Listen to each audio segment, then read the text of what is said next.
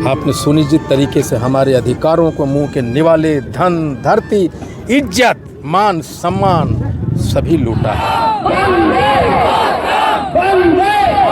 गांधी मैदान आप भरने की बात कर रहे हैं, उसके बाद भी अगर आरक्षण वापस नहीं हुआ तब क्रांति की आगाज होगी।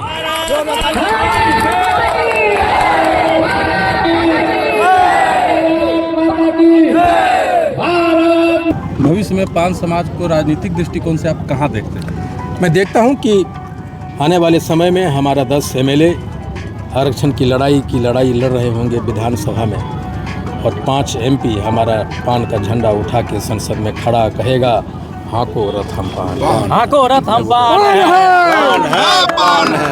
आज अगर आरक्षण होते तो हमारे समाज में बहुत पहले रामविलास पासवान और जीतन राम मांझी जैसे लोग पैदा ले चुके होते। मायावती भी यहाँ पैदा हो सकती थी। मीडिया वाले हमारे आवाज़ों के, हमारे काउच को जोर से उठाइए और हमारे समाज का एक सारथी आप भी बनिए, हाको रथ हम पान हो, कि 78 वर्षों से लाचार निरीह इस जाति को, जिसे सब कुछ छीना गया, आरक्षण छीना गया, उसके घर से IAS IPS बनने के अवसर छीने गए, उसके घर से MP MLA बनने के अवसर छीने गए।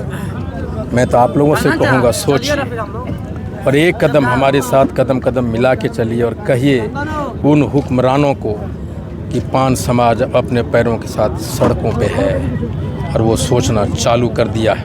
अगर आप नहीं सोचेंगे तो फिर पान समाज आपको सोचने पे दोबारा मजबूर कर देगा। आरक्षण का जरूरत क्यों पड़ा है पान समाज? देखिए, बात पढ़ने की नहीं है। आप 5 भाई हैं और वो कोई कहता है कि हमको एक भाई दे दो, इसमें क्यों की क्या आवश्यकता होती है? जो हम शुरू से हैं वही तो मांग रहा हूँ। मैं ये नहीं कह रहा कि आप मुझे शामिल करो, मैं कह रहा हूँ जो मैं हूँ वो मानो। अब मैं हूँ और आप जानते हैं, तभी तो आपने दर्जा दिया था। आप जानते हैं तो वो दीजिए, बस वही है। और अगर हमारे पास आरक्षण होते निशिकांत जी, आज हमारे समाज में 75 150 IAS IPS होते, और आप जो लाचार निरीह आंखें देख रहे हैं वो आप नहीं देखने को नहीं मिलता, और IP गुप्ता आज यहाँ नहीं होता। आज अगर आरक्षण होते तो हमारे समाज में बहुत पहले रामविलास पासवान और जीतन राम मांझी जैसे लोग पैदा ले चुके होते। मायावती भी यहाँ पैदा हो सकती थी। आपने सुनिश्चित तरीके से हमारे अधिकारों को मुंह के निवाले, धन, धरती, इज्जत, मान, सम्मान सभी लूटा है।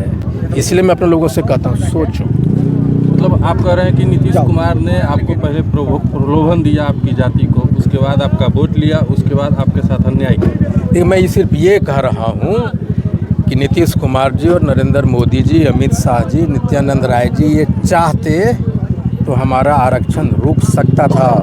और वही मैं अपने लोगों को कहता हूँ कि सोचो, वो क्यों नहीं चाहे, और उसका जवाब तुम्हें मिलेगा। वो क्यों नहीं चाहे?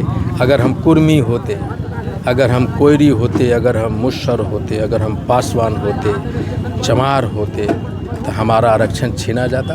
नीतीश कुमार जी वो कलम चला पाते, नित्यानंद राय जी और अमित शाह जी हमें ठुकरा पाते।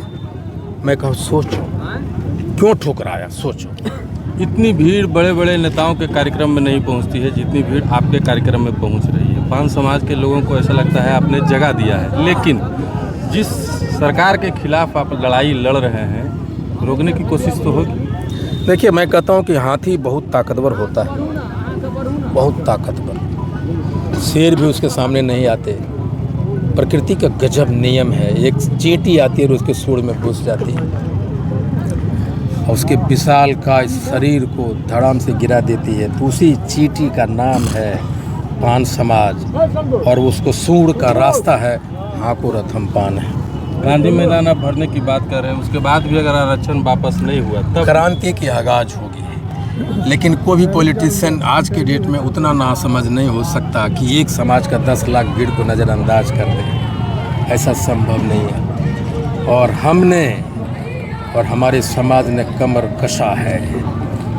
मरो या जियो, करो या मरो, गांधी मैदान भरो।